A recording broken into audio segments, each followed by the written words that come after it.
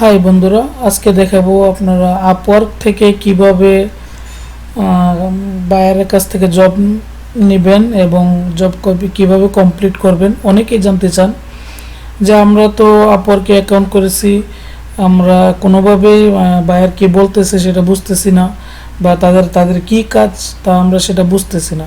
তো আজকে এরকমই একটা ডাটা এন্ট্রি কাজ আমি লাইভ প্রুফ দেখাবো আপনাদের মাঝে। তো কথা না বাড়িয়ে চলুন আমরা কাজে চলে যাই।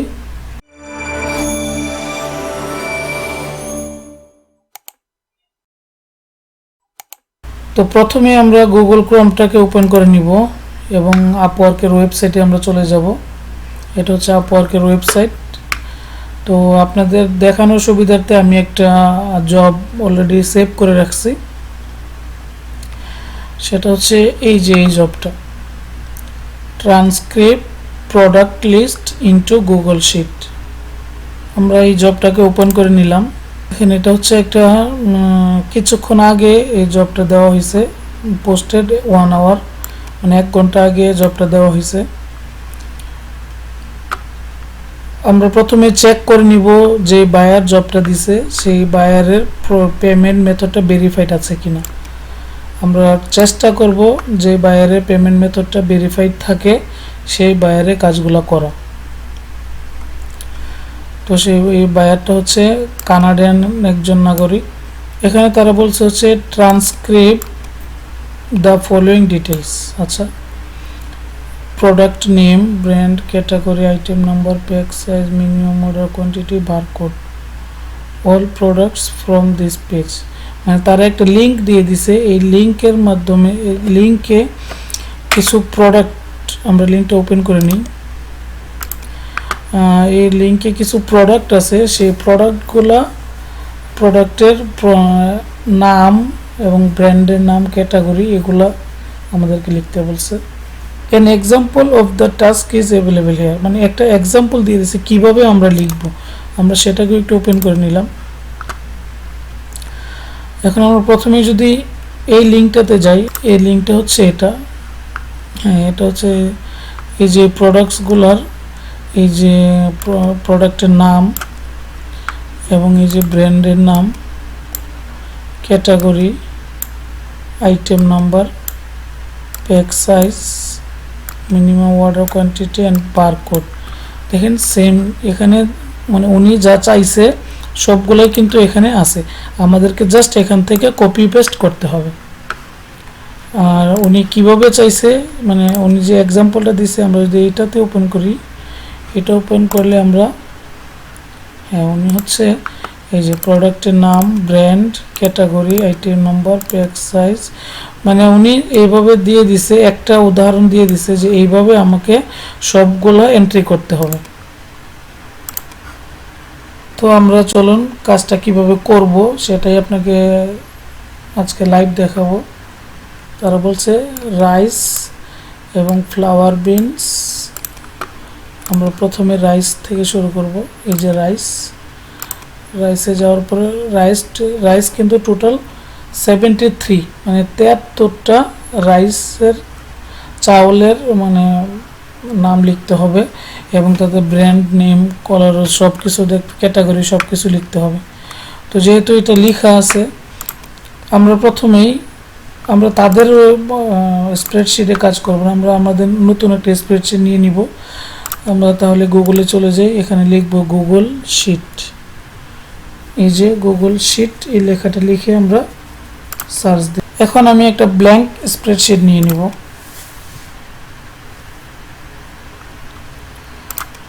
এখন আমাদের কাজটা সুবিধা হবে, আমরা তাদের যে এক্সাম্পলটা দিছে এখান থেকে আমরা যদি এটাকে কপি করে দেখি আসে কিনা। সিলেক্ট করলাম, কন্ট্রোল সি, এখানে যদি পেস্ট করি, কন্ট্রোল বি, দেখেন খুব সহজে এসে পড়ছে। যাক, ভালো হয়েছে আমাদের জন্য। আরও আমরা এটাকে প্রোডাক্ট নেমটা একটু বড় করে দিলাম, প্রোডাক্টের নামটা যেন বোঝা যায়, ব্র্যান্ডের নামটা একটু ছোট করে দিই, ক্যাটাগরিটাও একটু ছোট করে দিই, আইটেম নাম্বার ঠিক আছে, pack size, minimum order number একটু বড় করে দিই, বারকোডটাও একটু বড় করে দিই, আর লেখাগুলোকে আমরা মাঝামাঝি পর্যায়ে নিয়ে যাই। এখানে এই লাইনটা ঠিক করে দিই।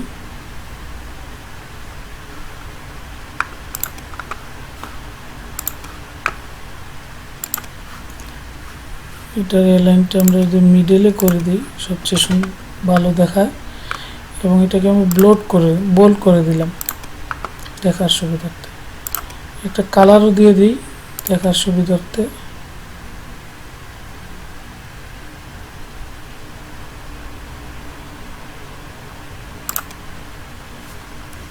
সরি, এটা হচ্ছে কালার,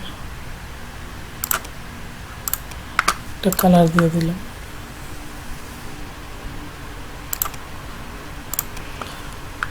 আচ্ছা, আমাদের কাজ হচ্ছে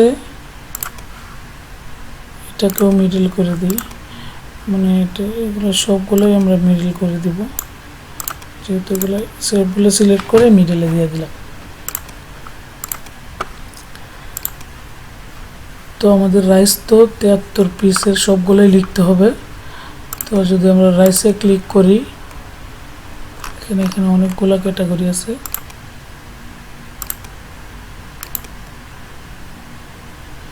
কোলোরাইজ ক্যাটাগরির মধ্যে ক্যালরোজ ক্যাটাগরির মধ্যে 6টা আছে। যেহেতু এই যে আইটেম নম্বর 1006 এটা অলরেডি এন্ট্রি করা আছে, আইটেম 1006, আমরা এরপর একটা এন্ট্রি শুরু করব। এটা হচ্ছে এটা হচ্ছে মানে চাউলের যে নাম, কন্ট্রোল সি দিয়ে কপি করে নিব, দেন এখানে সিলেক্ট করে কন্ট্রোল বি দিয়ে পেস্ট করে দিলাম। এটা হচ্ছে ব্র্যান্ড নেম এসকে, আমরা এসকে কন্ট্রোল সি, দেন এখানে কন্ট্রোল বি, আবার চলে গেলাম এখানে ক্যাটাগরি ক্যালরোজ, কন্ট্রোল সি, এখানে কন্ট্রোল বি। এখন আইটেম নাম্বার কন্ট্রোল সি,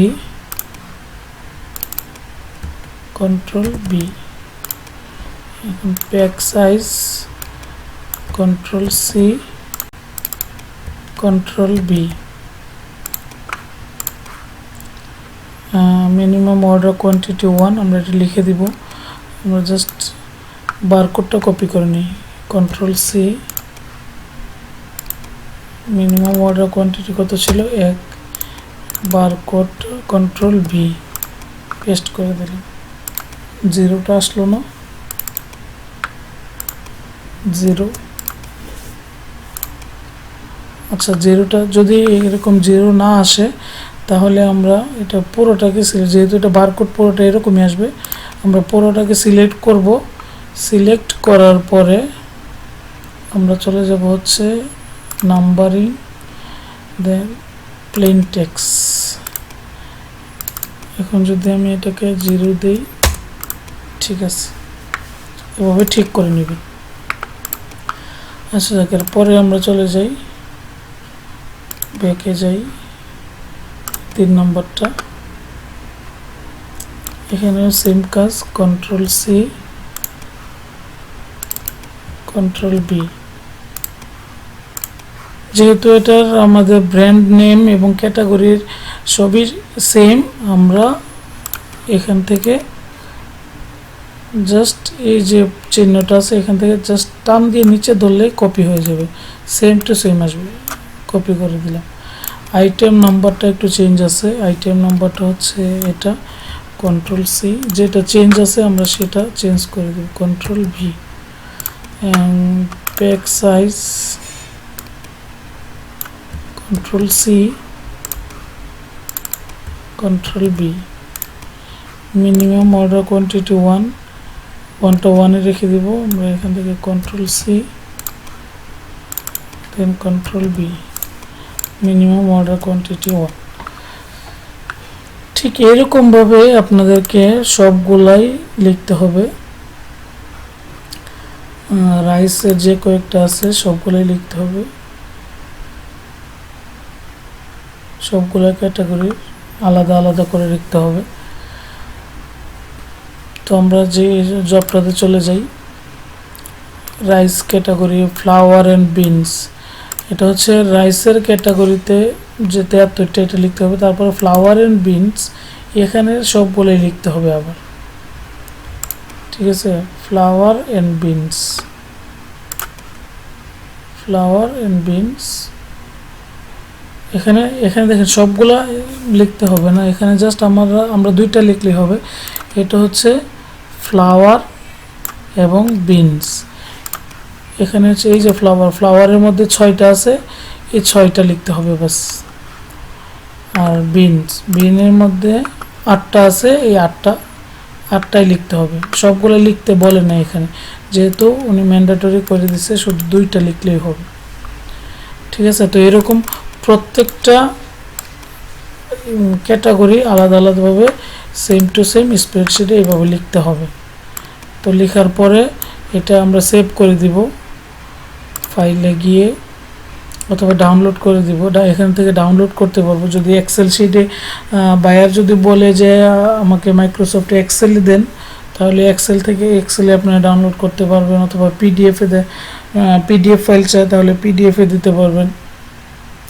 এমনকি বায়ার যদি কোনো ইমেল দেয় যে আমাকে ইমেলের মাধ্যমে সেন্ড করো, আপনারা এখান থেকে ইমেলের মাধ্যমেও সেন্ড করতে পারবেন।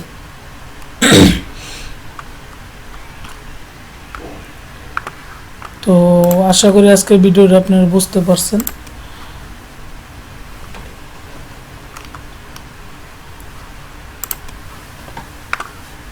তো এরকম ভিডিও পেতে অবশ্যই আমার চ্যানেলটাকে সাবস্ক্রাইব করে নেবেন।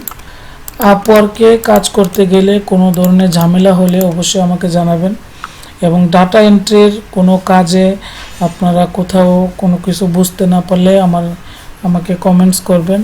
ফেসবুক আছে, ইউটিউব আছে, যেখানে আপনাদের সুবিধা হয় সেখানে আপনারা কমেন্টস করবেন, অথবা আমার হোয়াটসঅ্যাপ নাম্বার আছে, হোয়াটসঅ্যাপে যোগাযোগ করবেন। আমি চেষ্টা করব আপনাদেরকে পুরোপুরি সহযোগিতা করার জন্য। তো সবাই ভালো থাকবেন, সুস্থ থাকবেন। আসসালামু আলাইকুম রহমতুল্লাহ।